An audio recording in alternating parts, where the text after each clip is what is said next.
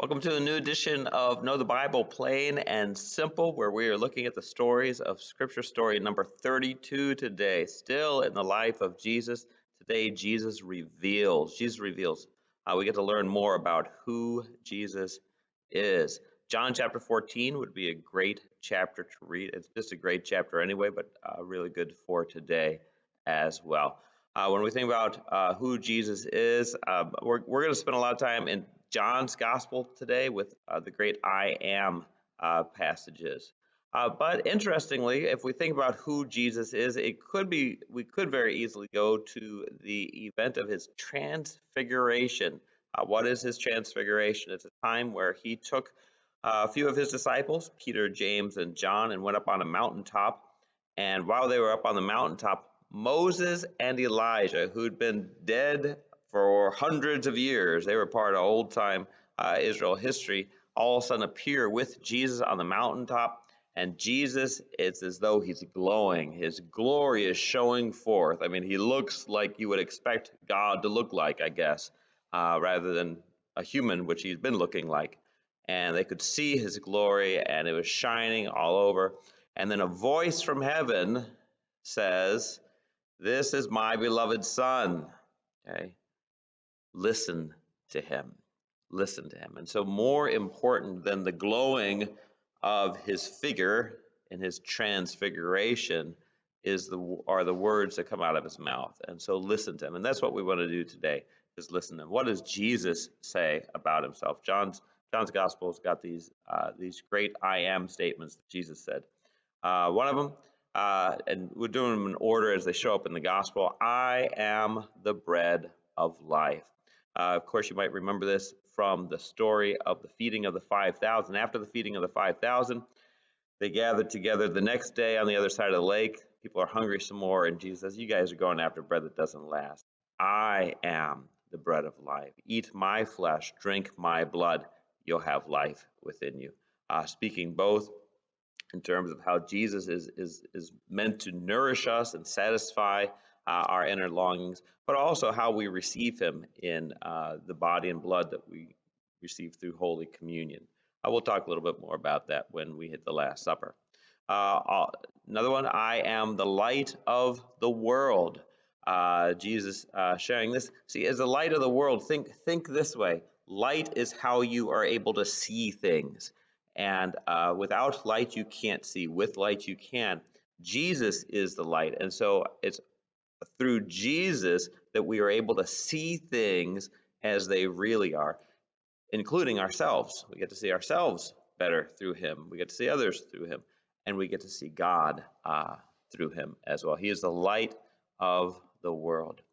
"I am the gate," he says. And in the same passage, he says, "I am the good shepherd, and I lay down my life for the flock." And so he's both the gate by which the sheep come into the fold, but he's also the good shepherd that guides the sheep in and out and takes care of them and goes searching for the sheep when they are lost. Beautiful imagery. Harkens back to Old Testament, I think Psalm 23. "The Lord is my shepherd, I shall not want." Jesus says, "Yeah, that's me." Okay. "I am the resurrection and the life." This comes out of the story we also covered of the raising of Lazarus from the dead. Just before Jesus raises him from the dead, he's talking to Lazarus' sister, Martha, who says, "I know he's going to rise from the dead on the day of resurrection."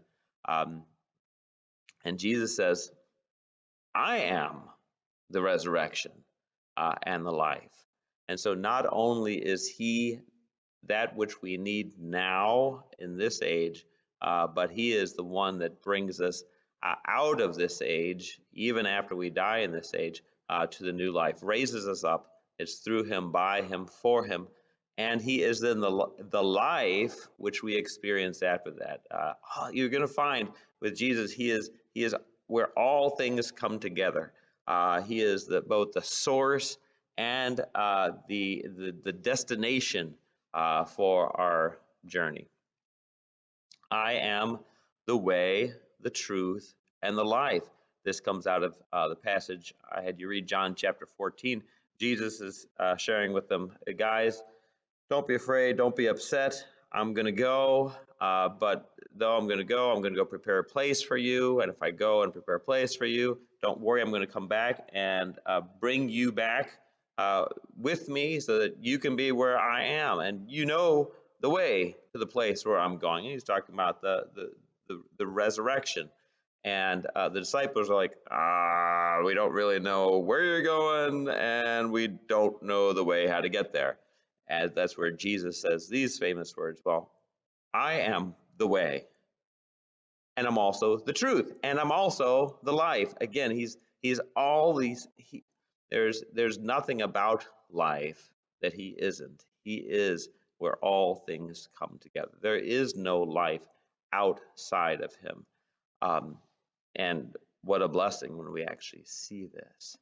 And then the last of the I am statements that we have in John, I am the vine, you are the branches. And this is a neat one because here we get this image of Jesus is the vine. And what kind of vine? Think grapevine, a vine that produces fruit. The grapevine is the most important of vines, and it gave forth an abundance of grapes, which were used for wine, which were used for celebration. This is the joy of living. Jesus is that vine from which all fruit comes. He is the source of life that flows, out of all things, and he brings that life. But the beautiful thing is, he is the vine and we are the branches. And so here in this I am statement, not only do we learn about him, but we learn about ourselves and how we find ourselves in him and in our connection with him. And he says, as you are the branches connected to the vine, you will bear fruit, and that much more. When I think about all these I am statements of Jesus, what I'm reminded of is the Old Testament, where Moses is told by God to go get the people, get Pharaoh to let the people go. And Moses like, he didn't want to do it. And then finally said, okay, if I go, who am I going to say sent me to do this? And that's where God says, well, uh, I am who I am. Tell them that. Okay, I am who I am. And as Jesus shared these, I am. Before Abraham was, I am. I am all these things. But Jesus is one of the things that Jesus is reminding us is that he is not new on the scene. This isn't all of a sudden a different God or something that we haven't seen before. Rather, the I am of the Old Testament, which was kind of like the name of God in the Old Testament, is the same I am now, but now we're able to see him that much more. In Jesus, we can see the I am that we were barely able to understand in the Old Testament. As a matter of fact, in the Old Testament, he kind of looked scary at times. We were worried about him at times. We weren't sure if we wanted him, and if we did, we wanted him, to do things that maybe he wasn't going to do anyway. But in the New Testament, it's like our eyes are open up and say, oh, this is the I am.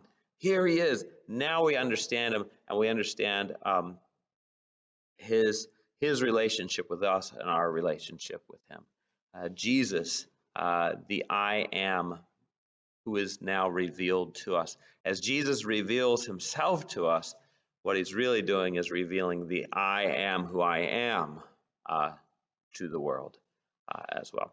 Okay, that's today. What stands out to you? What do you want to share with each other? What have you heard before, haven't heard before? Which of the I am statements do you enjoy the most? And share that with each other. Then, of course, share some prayer time with each other and for one another, and close with the Lord's Prayer. And we look forward to seeing you next time, where we start going on Holy Week with Palm Sunday and more. We'll see you then. Thanks a lot.